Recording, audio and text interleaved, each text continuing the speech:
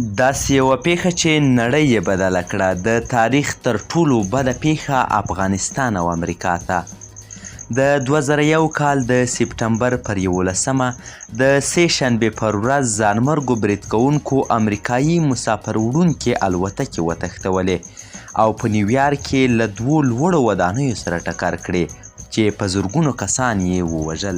دا برید نه یوازې د امریکایانو لپاره بلکې د ټولې نړۍ لپاره د دې پیړۍ یوه تر ټولو دردونکې پیښه ده.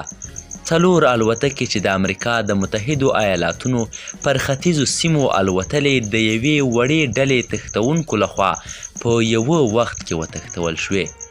له هغو څخه یې د سترو توغندیو په توګه کار واخیست او په نیویارک او واشنګټن کې یې له لوړو او نامتو ودانیو سره ټکر کړې.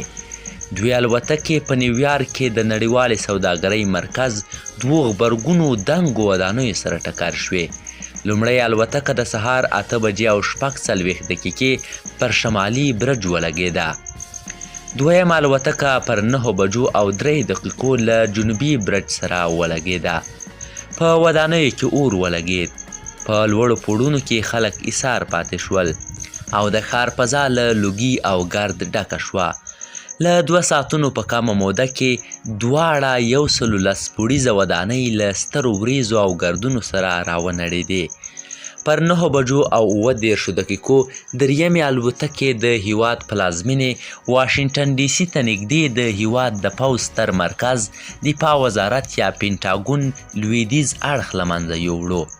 4م الوتکه پر 10 بجو او 3 دقیقو په داسې حال کې چې مسافر له تښتونکو سره لاس او ګریوان وو د پنسلوانیا په یوه کرونده کې پر ځمکه ولوېده. ګمان کیږي چې تښتونکو غوښتل په واشنګټن کې د امریکا د کانګرس پر ودانۍ برید وکړي. په ټوله کې 3000 کسانو خپل ژوند له لاسه ورکړ. زیاتره یې په نیویارک کې وو. د 4 الوتکو ټولې 246 سپرلۍ او کارکوونکي ووژل شول.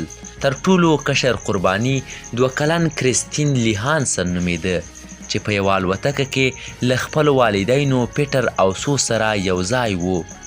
تر ټولو مشر قرباني 2 کلن رابرټ نورتن نومیده چې په یوه بله الوتکه کې له خپلې میرمنې ژاکلین سره یوه واده ته روان وو. کله چې لومړۍ الوتکه راوغورځېده تقریبا 11400 کسان په 2 غبرګو ودانیو کې وو.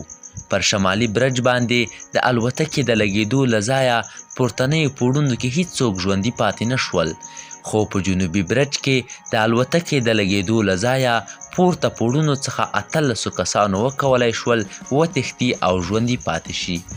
په تلفاتو کې د 78 بېلابېلو هیوادونو وګړي شامل وو.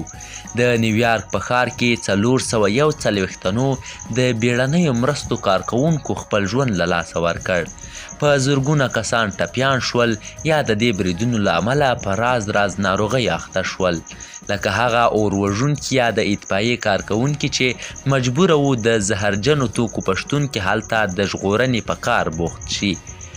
دا پیښه نه یوازې په متحدو ایالاتونو بلکې په افغانستان کې د ژور بدلون باعث شوه، ځکه امریکا القاعده شبکه په دې حملو تورنه کړه او په دې پلمه یې له پیښې څو اونۍ وروسته پر افغانستان برید وکړ او د طالبانو رژیم یې چې د القاعده شبکې مشر اسامه بن لادن ته یې پناه ورکړې وه وپرځاوه. ټاکل شوې چې د امریکا په بېلابېلو ایالاتونو کې نن د دې ورځې په ویاړ ځانګړي مراسم جوړ شي. په نیویارک کې به په دې مراسمو کې د پولیسو او د اطفایي د مامورینو د وژل شویو افسرانو له کونډو او ماشومانو سره د مرستې د صندوق فعالان هم ګډون وکړي. دا صندوق له هغو کسانو سره مرسته کوي چې د سپټمبر د 11مې د حملو په نتیجه کې ناروغۍ ورته پیدا شوې دي. دا ټولنه همداراز د هغو کسانو د کورنۍ له غړو سره ګوري چې په دې حملو کې وژل شوي دي.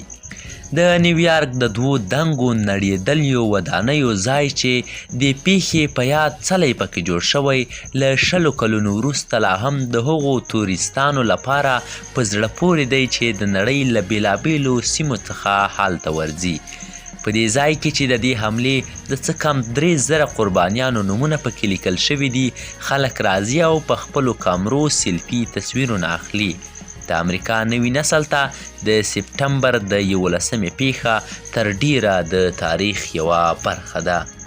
د ریحان نیوز میډیا قدرمنو لیدونکو هیله ده چې راپور به مو اوریدلی وي. د نورو تازه معلوماتو او خبرونو لپاره در سره زموږ د یوټیوب چینل سبسکرایب کړئ. تر بیا ښه وختونه.